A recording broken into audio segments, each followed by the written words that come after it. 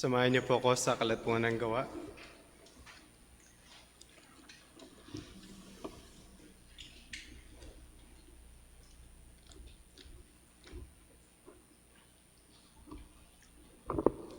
Hindi pa po ako matatapos sa Acts ngayong araw. Acts chapter 28.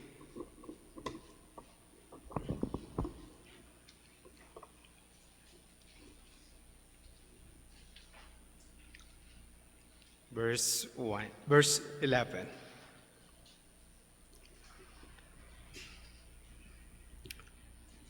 Acts 28, verse 11. After 3 months, we set sail in a ship that had wintered in the island, a ship of Alexandria, with the twin gods as a figurehead. Putting in at Syracuse, we stayed there for 3 days, and from there we made a circuit and arrived in Rhegium. And after 1 day, a south wind sprung up, and on the 2nd day we came to Puteoli.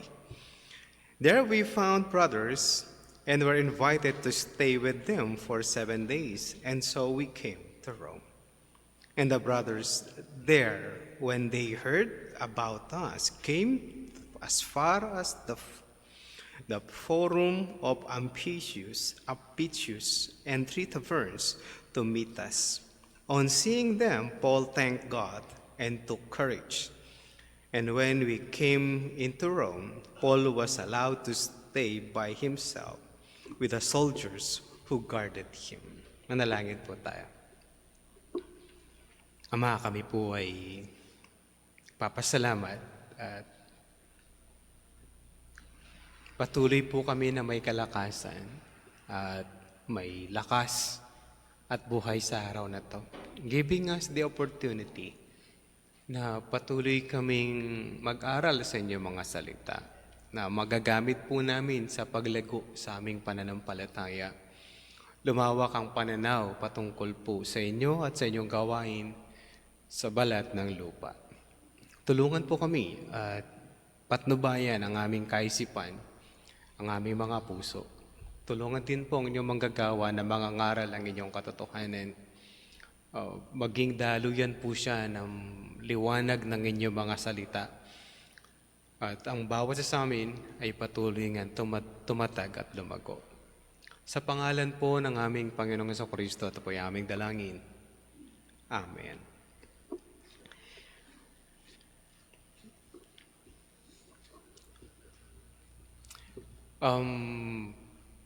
Being involved in the ministry ay hindi po siya madali. We struggle. Nabanggit kahapon with sa aming pong meeting ng mga pastors is tinanong kami nung pastor, sabi na sino sa inyo hindi pa nakaranas ng panghihina sa pananampalataya.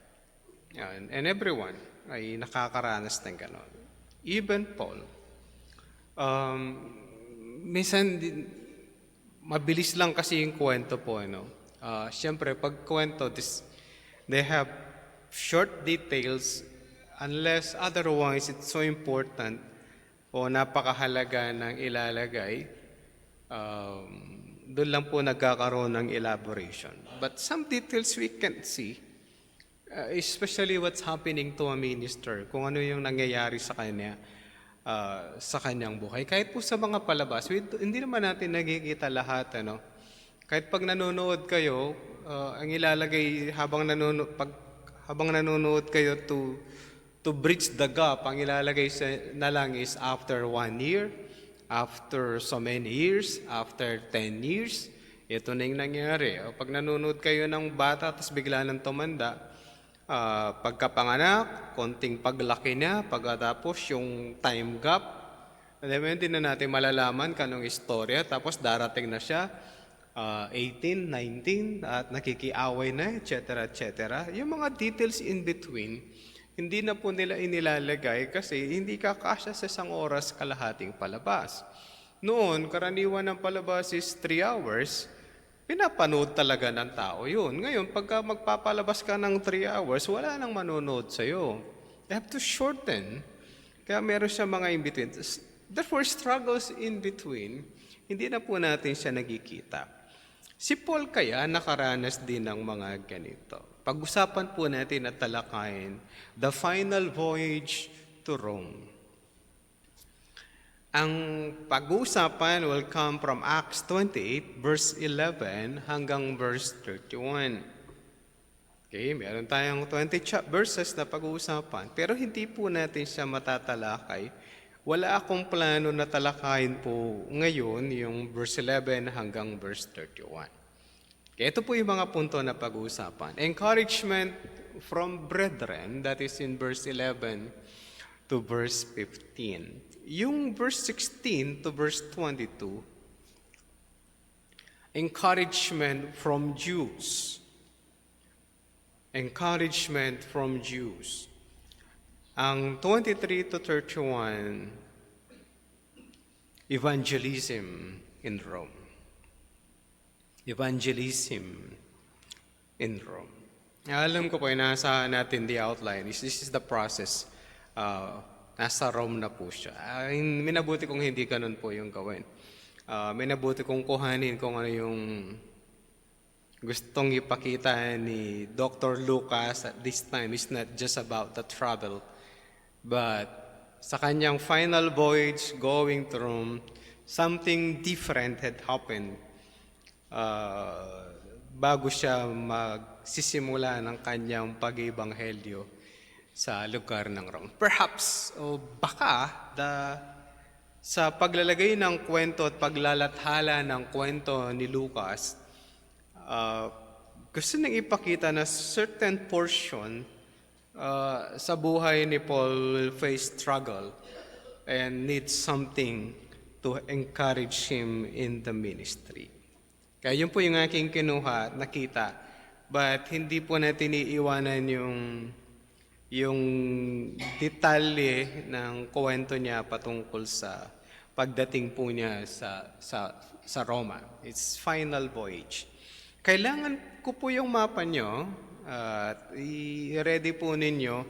I think nakalagay po yun doon sa third missionary journey ni Apostol Pablo. If you have at the back, kapag wala po kayo, yung meron katabi na meron pong kopya, maganda kung meron po, you could share yung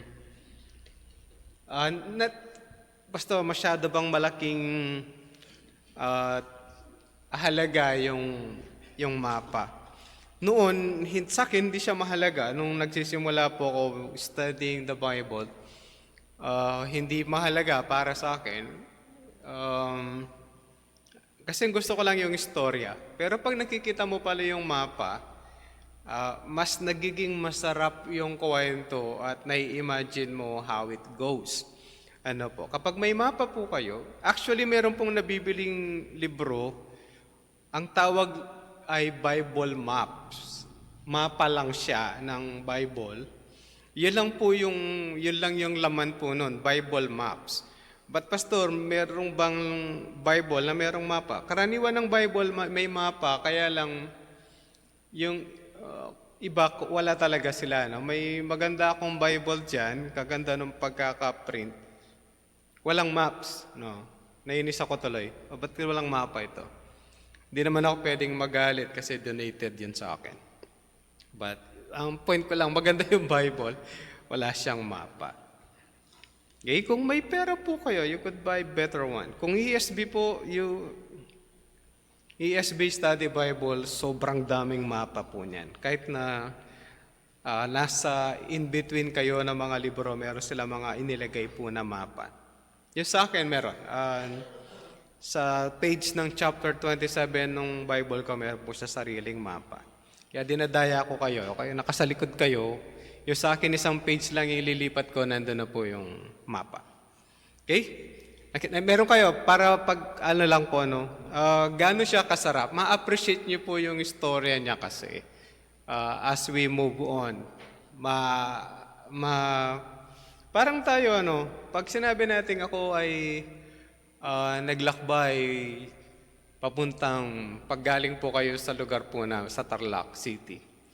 Pag sinabi namin pumunta kami ng Lingayen, tayo madali po yun. Kung medyo mabilis kayo, wala pang 30 minutes, you could go to Lingayen Beach. Pag kami po yung kausap ninyo, 2 oras po yun sa minibus na ginagamit namin nung bata kami. Tapos magsiswimming kami. Ang maganda sa amin, pupunta kami na Lingayen Beach, May 1. Ang sarap, di ba? Alam ko naman anong kasarapan ng maligo ng May 1, ang dumi-dumi ng dagat. Tapos ang dami-daming tao. Tapos nawawala kami, nahanap kami ng parents namin. Alam niyo yun, sa sobrang dami ng tao. Basta't kami noon alam namin we'll go to Lincoln. Sa dinami-dami kong beses pumunta ng Manliliwag, hindi ko alam na ito'y mga tarim. Na nasa mga tarim siya. Until makausap na po namin yung mga leaders dito na sinabi nung madaanan ko yung Manliliwag, sabi ko, lagi pala ako sa mga tarim. But anyway, alam niyo yun, if you describe, pupunta ako ng Bolinao, how much will I travel? Pag pupunta ako ng Lingayen, saan ako nagta-travel? Basta ang alam namin, pag pumunta kami ng Lingayen, mahaba ang dadaanan namin kabukiran bago kami makakarating. Okay? Siyempre, pag Santa Ignacia, you will pass with acacia na alam niyo yun, nakadikit na yung mga dahon nila. Pag dumaan ka ng Kamiling, siyempre, yung lechon. Pag tingin mo na San Clemente, it's a short. Minsan nakakalimutan nila may San Clemente. And then you'll go to mga tare, mga haba-haba ng kabukiran. Alam naman natin yun. Tapos pagdating mo na Lingayen traffic. But anyway, pagka sinasabi yung description sa'yo, alam mo yun, mas ma-appreciate mo yung istorya. Kaya pag-usapan na po natin, I hope nasasanay ko kayong magtingin sa map. Kasi nung bata ako sa pananampalataya, I don't like maps. Palikod, hahanapin ko pa sa likod. Pero habang lalo na pag ganito po, mas ma-appreciate nyo yung istorya. Tingnan niyo po yung verse 11. His final voyage, tandaan po natin, nasa Malta sila. Ayan naman yung mapa. No? Pag tinignan niyo yung mapa, kung napalit po yung mapa nyo, merong tuldik na nakalagay. Mas malaki pa yung pangalan niyang Malta kaysa doon sa kanyang island. Pero hindi po maliit yung island. Hindi siya ganun kaliit. Kasi pwede silang mag-stay. At meron po talagang mga seafarers na nag-stay po dyan. From Malta. Okay? Sabi niya doon sa verse 11, After 3 months we set sail in a ship that had wintered in the island. Ibig sabihin talaga may pumupunta meron talagang napapadpad po sa lugar na yan at sila ay nakikisilong dyan sa lugar po na yan. Tapos, specific po yung pangalan. Hindi to gawa-gawang istorya. Misa nakala namin, Pastor, gawa-gawa yung istorya. Hindi po gawa-gawa kasi may mga pangalan. Sabi niya, merong barko na napunta doon, ang pangalan ay barko mula sa Alexandria na mayroon twin gods as a figurehead. Di meron talaga siya. Ang karaniwan na pag pinag-usapan po yung figure god na yan, mga anak po yan ni Zeus at ni Leda. Hindi si Hercules. Naisip ko na, si Hercules. Pastor, si Hercules ba yan? At saka yung kanyang kabayo na kanyang kaaway na may asungay. Hindi po. Si Leda ang nanay nila. Ang pangalan ng twins ni Zeus ay si Castor at si Pollux. Gusto niyo pong hanapin sa inyong mga Diyos-Diyosan. Alam niyo ba bakit yan ang nakalagay?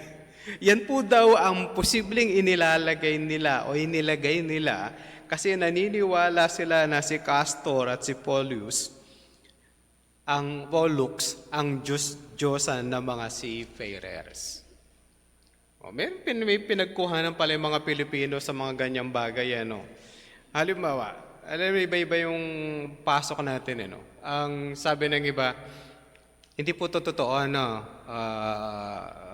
inimbento po ito. Di ko alam kung sino yung umimbento sa mga ribulto, sa mga Diyos-Diyosan o mga santo ng Pilipinas. kapag may aso, tawagin mo si San Roque. Kasi siya may aso. Alam niyo ba yon? Yung mga pamahiin nila hindi naman totoo. Parang ganun din po ito. No? Pag San Roque, may aso kasi may aso siya. Tapos may santo para sa pulubi. Iba-iba no? Yung kanila mga santo, pagka hindi mapanganak, pumunta kung saan-saan, etc., etc. Iba-iba sila. Ganun din pala sila. Itong mga tao na to, mayroon pala silang ganun mga system. Para pag-ingatan siguro sila ng kanilang Diyos-Diyosan. Will they be protected by them? No, hindi naman totoo ang mga yan. Verse 12. Sabi niya, putting in at Syracuse, we stayed there for 3 days. Tingnan naman yung mapa sa likod. Yung mapa, tapos yung Syracuse, yun yung isang parte po ng Sicily. Malta, tapos tataas mo lang konting mata mo, makikita mo yung Sicily. And then makikita niyo yung Syracuse. Hindi ko alam i-pronounce. Baka Syracuse. Bahala na sila dyan. Di naman tayo pupunta kasi wala tayong pamasahe. Okay? Nakita niyo po. Makyat po 100 miles yan. Hindi po yan wala pa isang dangkal kasi sa daliri natin. But it's about 100 miles para makarating ka po sa lugar na yan. Pagkatapos, sabi niya, nag-stay sila ng 3 days. Matagal-tagal din. 3 araw. Ang mga seaman, alam po yan, they stay ng ilang araw doon, tapos bababa mo na sila for a while, tapos babalik sa kanilang barko. Then in verse 13, sabi na, and from there we made a circuit and arrived at Rhegium. Tingnan naman yung mapa, nasa naman si Rhegium? Ayun, amakyat. Isipin nyo, mga kapatid, di pa sila bumaba sa barko hindi pa sila naglaland. Hindi pa sila naglalakbay through land. Pwede naman ba? Pwede siguro. Pero may problema sila sa pagitan ng Sicily at saka sa parte po ng Italia. Kaya doon daw sila dumaan. Kaya meron kayong makikita yung Sicily pag gano'n ng konti. Tapos parang nag-straight sila doon. Mukhang malaki po yung dagat na dadaanan ng mga to. Okay, from Syracuse, pas pumunta sila ng Rhegium. Makyat sila ng kaunti. And after a day, a south wind sprang up, and the second day we came to Puteoli. Ibig sabihin, hindi sila naglakbay kasi may malakas na hangin na naman. They have to stop. After nung malakas na hangin, naglakbay na sila ulit. Saan na sila nakarating? Tingnan niyo po yung mapa. Kaya ganun na yung mga pangalan. Alam niyo na, yung mga pagka-Italiano, may tutule. Mga ganon. Kay Puteoli. Nandun na po tayo. Ibig sabihin nasa Italia na tayo. Pinag-uusapan, nasa Italy na. Tapos makikita nyo na sa mapa po ninyo, ayun, yung Rome, nandun na sa taas. Kukunting na lang. Pero pag pinag-uusapan po natin yung sakop ng Rome, sakop na po ng Roma ang buong Italia. Okay? Under na yan ng Roman government. Nakita nyo na po, Puteoli. Di ko po alam kung tama yan, kung Puteoli. Siguro, tama. Basta't yan, nandun na po sila sa lugar na yan. Pero ito po yung kakaiba. Yung sinasabi ko sa inyo na, ang writer ng book, pwede nilang i-shortcut. Pwede na silang makarating ng Rome sa istorya. Pero meron siyang sinisingit kung bakit ito po yung magkinuha kong mga puntos niya. Hindi po yung simple travel. Pwede naman itong Paul traveled to Rome, this first point. Tapos yung second point niya, Paul with the Jews. Pwede na po yun. Pero parang hindi kasi yung gustong i-highlight ni Lucas. Ang gustong i-highlight, para sa aking nakita, ang gusto pong i-highlight ni Lucas, bigla niya kasing isiningit ito sa istorya. Tingnan niyo po yung verse 14. There we found brothers and were invited to stay with them for 7 days. And so we came to Rome. Nung nandun po sila dun sa lugar ng uh, Puteoli, o Puteoli. Can you believe it? Merong mananampalataya doon. Balikan natin dating pinag-uusapan natin. Sabi ko sa inyo noon, kung si Pablo nasa Asia Minor, pwede siyang pumunta ng Macedonia, tapos lilipat siya ng dagat, pupunta siya kagad sa Italia. Ito po yung kakaiba. May believers pala doon. See? May believers doon, but Paul want to go to Rome. Gusto niya pa rin makarating sa Rome. Yung sinasabi ko, Pastor, pwede siyang shortcut. Yes! Sabi ko nga, pwede siya shortcut. Pumunta siya ng Macedonia, from Macedonia, go to Italy. May mananampalataya doon. Ganun pala yung gospel, kumalat na siya, mga kapatid. Nauna pa kay Pablo ang gospel, nakarating na siya ng Italia, pero hindi pa umaabot sa Rome. Dadalhin po yan ni Apostol Pablo. Now let's continue.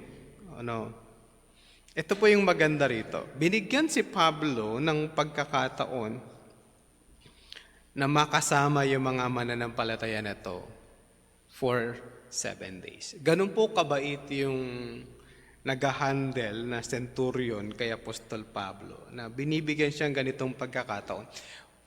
Posible bakit? Kasi wala naman siyang mahanap na kasalanan ni Paul. Kahit po dun sa barko, binibigyan na siya ng pagkakataon o some privilege na wala po sa iba, pero ibinibigay na po yun kay Apostol Pablo. Yung iba wala, siya meron. Sa lahat ng bilanggo siya yung meron. Kaya ito, binigyan siya ng pagkakataon. Alam na hindi naman tatakas si Paul. Ganon siya kasigurado hindi siya tatakas. So nandun sila sa barko, pwede na siyang mawala at tumakas si Paul. Kahit sa Malta, pwede na nilang iwan si Paul at sabihin na lang nila sa Rome na wala si Paul nung nasa kasagsagang kami ng bagyo. Anyway, siya naman ang tumulong sa kanila para maligtas. Pero hindi ginawa yun ni Paul. He has a purpose. Ang layunin ni Apostol Pablo, he must go to Rome and preach the gospel in Rome. Kaya lang, dumaan siya ng shipwreck. Kakapagod ng paglalakbay na to. Hindi ko alam kung magugustuhan nyo to. Siyempre, walang may gusto ng ma-shipwreck, tapos nakasabit ka sa kahoy ng ilang gabi, tapos o ilang araw, and then makakarating ka sa Malta, matutuklaw ka pa ng ahas, yung kasamaang palad. Di naman siya namatay dahil kailangan siya ng Diyos to preach in Rome. Tapos ano po yung nangyari? Sabi na, there we found brothers and were invited to stay with them for 7 days. So meron siyang konting lagay, So we came to Rome. Di naman siya natapos doon. Alam niyo, kung bakit ko po kinuha yung punto na to, hindi kasi natapos si Dr. Lucas doon. Dinagdag niya pa yung verse 15. And the brothers there, when they heard about us, came as far as Forum and of Appius and 3 taverns to meet us. Mapa na naman tayo ulit. Silipin niyo ulit yung mapa niya doon sa likod. So, malamang-lamang inilagay naman po yung mga pangalan na yan. Ito po yung mga lugar. From Puteoli, umakyat sila, nakarating na ng Rome. Yun po yung sabi ng verse 14.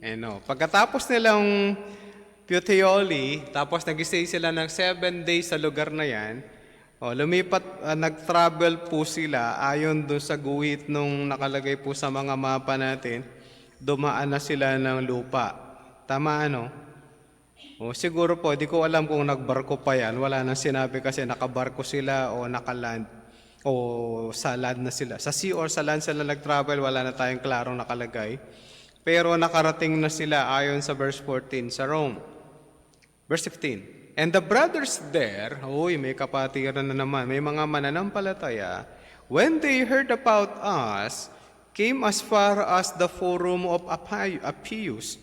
Ayan na po yung Appius. Tingnan niyo po yung mapa niyo. Merong 3 sunod-sunod na O Appius, Forum of Appius, and 3 taverns. Mga lugar pala yan, ano? Tama. O, mga lugar sila, hindi sila tao, kung sino-sino. O akala ko yung tavern, isang maliit na lugar. Ito yung matindi. Merong mga mananampalataya at pinuntahan si Paul at yung kanyang mga kasama. For what purpose ang pagkakasingit ni Dr. Lucas? Sabi niya, on seeing them, Paul thanked God and took courage. Oh, yun pala yung purpose ng Diyos. In putting them sa lugar na yon at binisita siya ng mananampalataya, nagpasalamat si Paul at lumakas ang kanyang loob. Ito yung mga point po na sinasabi natin. Pastor, parang matapang si Paul sa lahat ng pagkakataon ng ministry. Mukhang pinapakita dito ni Lucas na hindi. Mukhang dito, mga kapatid, may parte di man nakikitang literal, mukhang si Apostol Pablo ay nakakaranas din ng kanyang panghihina. Kahit tayo rin naman, minsan may panahon na, alam mo ba yun? Na may panahon na sensitive ka, may panahon na matapang ka sa maraming pagkakataon. Pero may mga panahon na kapag makasama mo yung ibang mananampalataya, nag-iiba yung mood or yung, alam mo yun, yung nalilift up ang iyong kaluluwa, yung loob kahit papaano. Alam mo yun, ganun po kahalaga yung fellowship of believers. Minsan nakala natin, pastor ka, pagkakasama kami, papakanta-kanta lang, tapos konting word of God, tapos kakain, tapos lalayas kami. Alam mo yung importance ng pakikipag-ugnayan sa bawat isa. A simple talk can give us courage sa ating buhay pananampalataya. Ito si Apostol Pablo, malinaw po yung pagkakalagay po ni Luke, di ba? Sabi niya, Paul thanked God and took courage. Nung nasa Dipolog kami, ang daming preaching assignments na meron. Hindi naman ganun karami, pero marami. The whole Saturday, nagkaroon sila ng pag-aaral sa aklat po ng Genesis. That is in chapter 15, 16, and 17. Nandun din po yung mga membro ng church sa Dipolog Mission. Nandun sila, kasama sila. The whole day magkakasama kami from 8:30, natapos yung class ng about 4, kakasama kami. Pagkatapos, nag-dinner kami, magkakasama kami ulit. Pagkatapos noon, pumunta kami doon sa Baywalk o doon sa Boulevard nila, doon sa Sunset Boulevard. Magkakasama pa rin kami. Then, nag-iwahiwalay kami by 9 p.m. No, gusto ko nang umalis kasi magpipreach ako din kinabukasan. Kinabukasan, merong Sunday school, tapos may preaching, Sunday worship. Pagkatapos pinanggawa nila ako ng activity ng 1:30 at pakikinggan yung aking preaching. Sabi ko, bakit ang daming ganito, hindi nyo tinanggal yung isang activity. Sana tinanggal nyo na yung sa akin, dami ng mga preaching. Sabi ni Pastor Dominic, they love to hear from preachers from Luzon. Kaya kailangan ako mag-preach. Ang point dito is, it can give encouragement sa bawat isa na nandun mula sa salita ng Diyos. Kahit po yung simple fellowship, kamukha po nito. Bakit nagpapasalamat si Paul sa Diyos? His spirit was lifted up. He was encouraged. Isa nakakapagod, no? Nakakapagod. Before I move on to sa next point, merong kwento sa kasaysayan. Nagkaroon daw ng church sa Syracuse nung si Paul ay nag-mission for 3 days.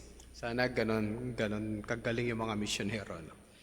Kaya may nabuo daw na simbahan doon sa Syracuse dahil si Pablo ay nag-stay po ng 3 araw. Hindi na dinetalye. Ito lang po yung sinasabi natin. Hindi siya dinetalye ni Dr. Lucas ang pangangaral sa Syracuse. Ang highlight kasi niya is nandito sa verse 14 and verse 15. Paul need encouragement, then God sent ang mga mananampalataya. Was there an encouragement from the Jews? Ayan, tingnan po natin sa verse 16. And when we came into Rome, Paul was allowed to stay by himself with the soldier who guarded him. Ito yung nakakatawa, ano? Wala siyang kasalanan. Walang kasalanan yung taong pinag-uusapan, yung kanilang bilanggo. Inalaw siya nga tumira. Ito yung house arrest na tinatawag. Naka-house arrest siya, tapos meron pa siyang bantay na sandal. It is pinaniniwalaan, si Pablo ay nakakadena kasama ng soldier. Yun yung common belief. But it is an house arrest.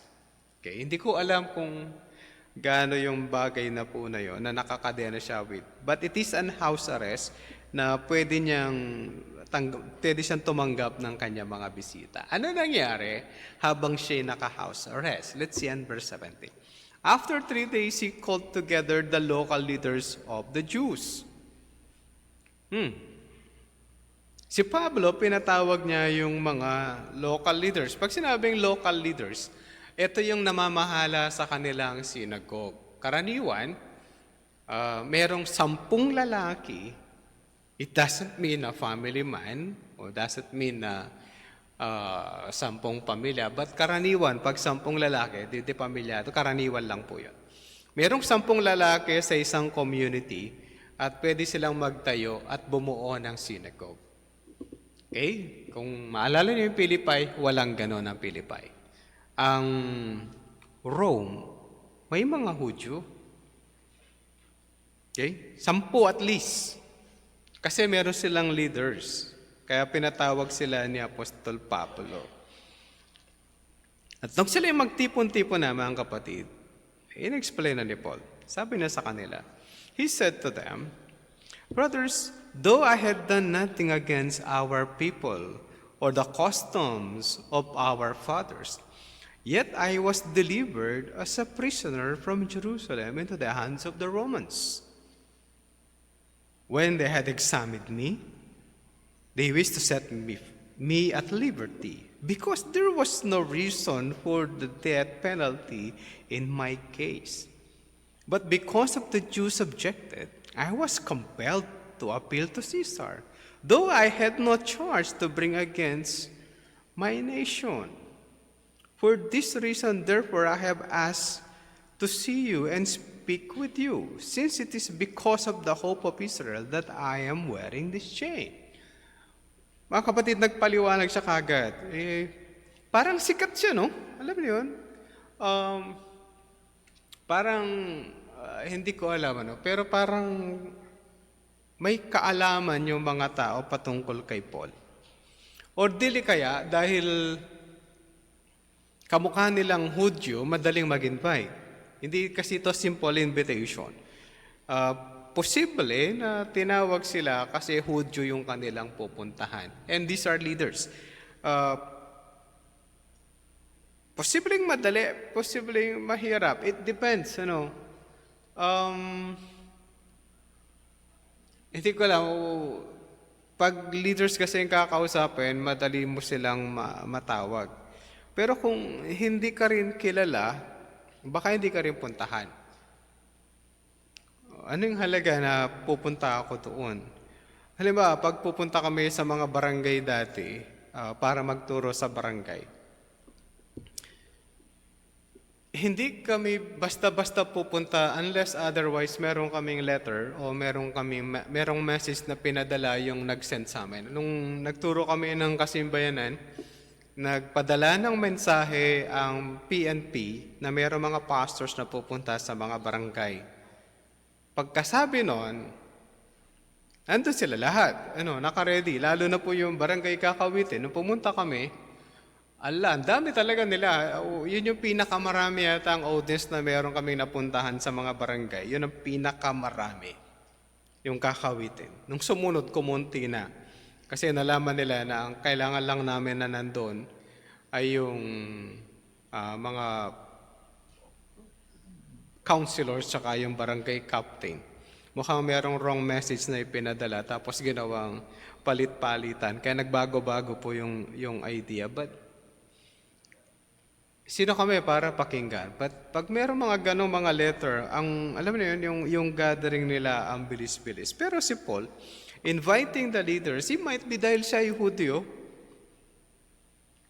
at kilalang teacher siguro, kaya alam niyo yun, pumunta sila at nakinig sa kanya. At inulit niya po yung istorya. Sabi na nandito ko at nabilanggo, hindi ko alam. Wala akong kasalanan. Pero dahil tumututol yung mga Hudyo, kaya ako nag-appeal kay Caesar. Ito yung huling pagkakataon ni Pablo na may salba ang kanyang sarili. Tandaan po natin, he must stay alive kasi mangangaral po siya sa Rome. Kung pababayaan niya at hindi na gagamitin yung pagkaromano niya sa mga previous chapters, baka namatay po siya. No, Pastor, iingatan siya ng Diyos. Yes, but God uses providence at yung mga circumstansya para ma-accomplish yung kanyang purpose. At isa sa ginabi ng Diyos ang pagiging Roman citizen ni Apostol Pablo. Anong nakaka-encourage doon? Bakit yan, Pastor, tinawag mo encouragement from the Jews? That is in verse 16 to verse 22. Ito po yun meron. Verse 21. And they said to him, "We have received no letters from Judea about you, and none of the brothers coming here has reported or spoken any evil about you." Ito yung, oops. Alam mo yun, discourage ka, and then yung certain issues na dala-dala mo, baka may Hudyo sa lugar na yun, mapahamak ako. Meron nga. At merong synagogue. Ibig sabihin, merong 10 Hudyo, at least, na lalaki na nandoon. Enough ba para patayin si Paul? Pwede. Allowed naman bumisita. Pwede siyang patayin, pero medyo mahirap kasi merong Roman guard. Alam niyo yung sense nun? May Roman guard, hindi pwedeng mamatay si Paul basta-basta. May Roman guard, naka-house arrest. Ganun po kabigat yung Roman guard. Sabi nila, wala namang sulat dumating sa amin. Wala ring representative na dumating dito patungkol sa gagawin sa iyo. Wala sila sinabi about you. Hindi ko alam kung hindi alam ng mga Hudyo na si Paul makakarating sa Rome. Or, pwede rin isipin, hindi po kasama sa Bible ito. Hindi na nila pwedeng galawin si Paul kasi nasa Rome. Mas maraming Roman guards. Mas maraming mag-iingat sa kanya. Kapag sila yung nag-involve doon, mas malaking problema. Isa, hindi na nila territory yun. Kahit sa Saraya lang, may problema na sila. Kung bakit pinipilit nila yung gobernador nila na litisin si Apostol Pablo sa Jerusalem para on the way, mapapatay nila siya sa daan. Alam niyo kung ano yung nakalimutan ng mga Hudyo? Kapag pinatay nila si Paul sa daan, mapapahamak yung Roman soldiers na nandoon. Kapag nakalaya si Paul, papatayin naman sila ng emperador. Minsan, alam niyo yun, yung tambangan na lang natin. Di naman papayag yung Roman soldiers na mawawalan sila ng bilanggo. Isa nakakalimutan nila yung mga rationals na mga bagay. Hindi basta mapapatayan na tatambangan ninyo. Patayin niyo muna yung Roman soldiers, tapos patayin niyo si Paul. Pag napatay niyo yung Roman soldiers at si Paul, patay kayo sa gobernador. Kapag si gobernador pinabayaan niyo, emperador ang kalaban. Yun po yung minsan nakalimutan nila na, pag ginawa natin yan, we'll be in trouble. Pero ganun pa man, sabi ng mga Hudyo, Paul, wala. Wala kaming na-receive of anything. No letter, no messenger na pumunta dito para sabihin na ikaw ay nandito. Verse 22.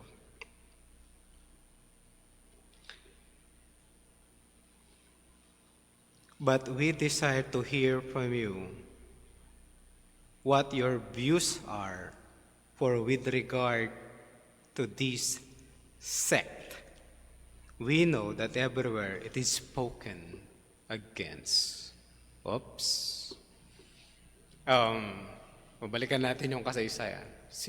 Bakit napunta si Paul sa Rome? Dahil yung mga Hudyo, ayaw siyang tigilan. Yung mga Hudyo na walang pananampalataya kay Jesus Christ, ayaw siyang tigilan at gusto talaga nilang mapatay si Paul. Pagdating niya sa Rome, alam niya may synagogue.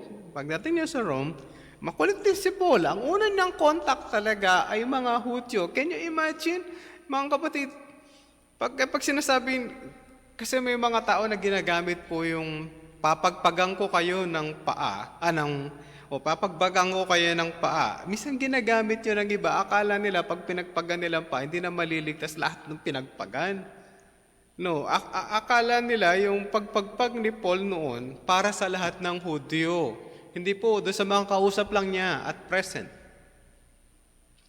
But some pastors abuse that. Yung pagpagpag ng paa,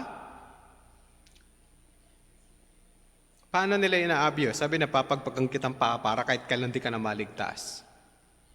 Parang magkaiba po yun doon sa paniwala ni Apostol Pablo. Sasabihin ko lang po siya uli. Ang pagpagpag ng paa ni Apostol Pablo noon, pagpapakita lang po yun na wala na siyang responsibilidad sa mga Hudyo na nag-persecute sa kanya at that time. Doon sa panahon at araw na yon, yung nagpe-persecute sa kanya na kausap niya, na ayaw siyang pakinggan, yun ang sinabihan niyang papagpagan niya sila ng paa. Hindi dahil hindi niya gusto silang maligtas. Ang sinasabi niya, wala na akong responsibilidad sa inyo. From then on, I'll go to the Gentiles. But still, Paul will go to Jews. Hindi lang yung mga yun na nakausap niya dati. Kaya ito, ang first contact, Jew. Yung pagpagpag ng paa para sa lahat ng Hudyo, Pastor, then you will go to Gentiles. No. Kung ako, galit na nga rin ako, pero si Pablo iba. Sabi na, kakausapin ko pa rin yung mga Hudyo. Ang first thing niyang ginagawa is to go to his co-Jews. Kapwa niya mga Hudyo. What's the encouragement ko si Paul?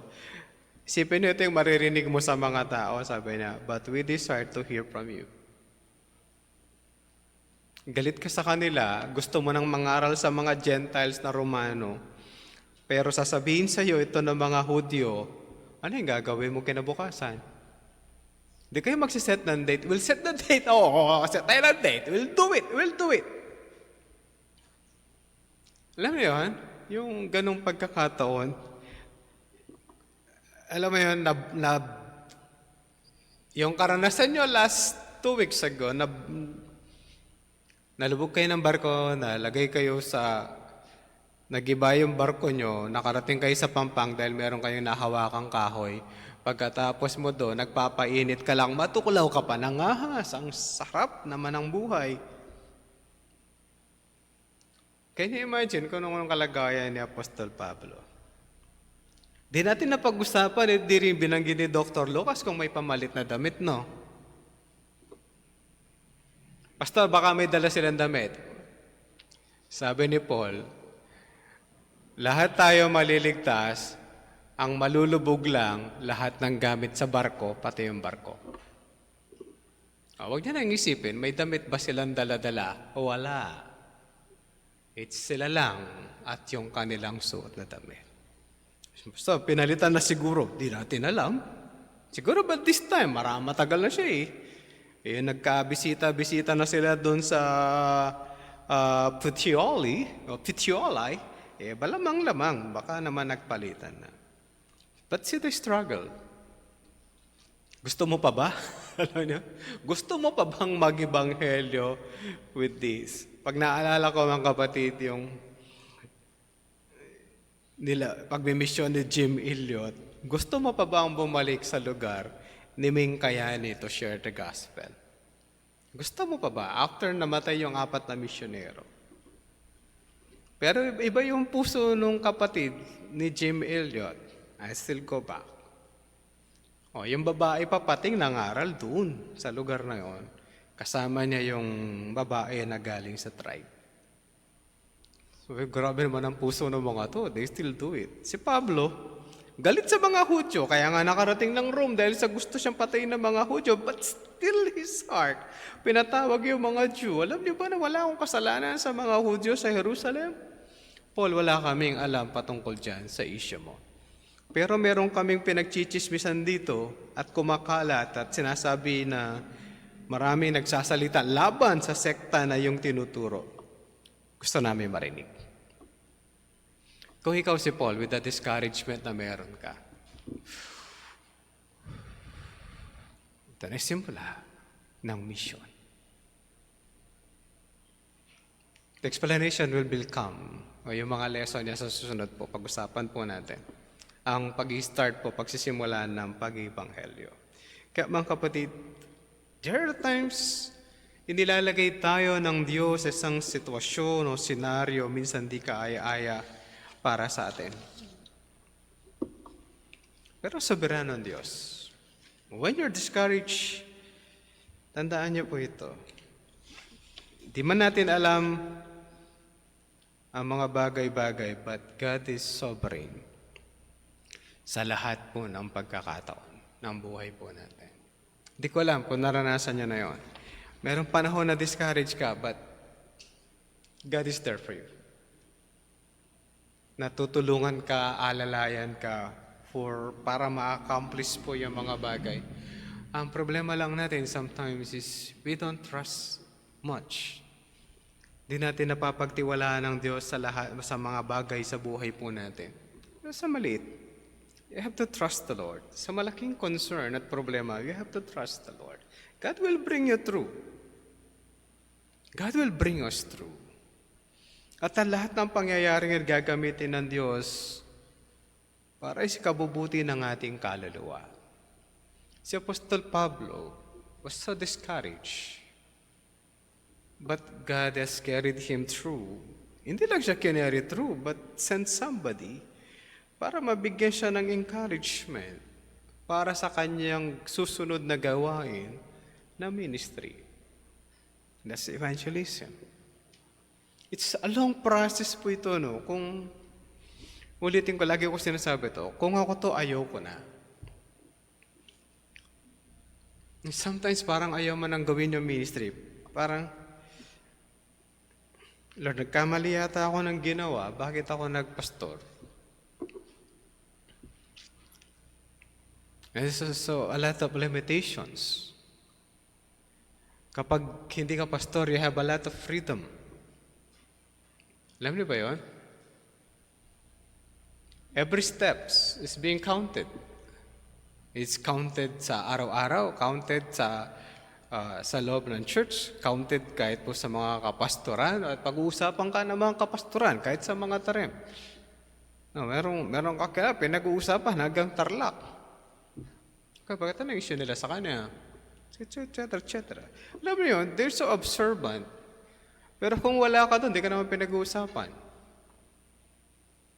It's so easy to live a simple life. Yung mga mananampala, they have their own concern. Pag mananampalataya ka, ang dami mo iniintindi. Your personal life, your personal growth, yung tinitingnan ka ng mga tao sa paligid mo, how you would act.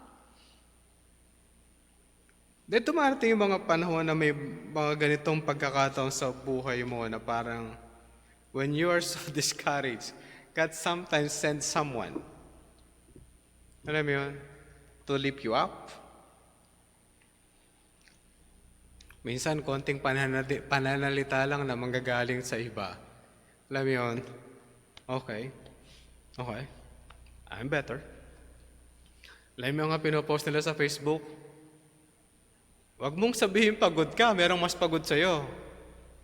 Alam mo yun, you're so tired, tapos bigla kang merong makikita na wala siyang kamay, nagtatrabaho siya para mabuhay. Ikaw, kompleto, feeling mo mas pagod ka kesa sa kanya. Alam mo yun, yung basta pagod na ako, tapos meron kang makikita, isa lang yung paa, nagtatrabaho. Putol pa yung mga kamay, nagtatrabaho. Nagluluto pa ng pagkain. Ewan ko kung totoo, how they do that. Pero, basta they work. Kung pagod ka, sabi nga nila, merong mas pagod sa'yo. Pag ikaw mananampalataya, you're so discouraged. don't leave the fellowship. Don't leave it. Si Paul, ito yung kakaiba, pinadalhan siya ng Diyos to have fellowship. Mananampalataya. Second, pinadalhan siya ng hindi mananampalataya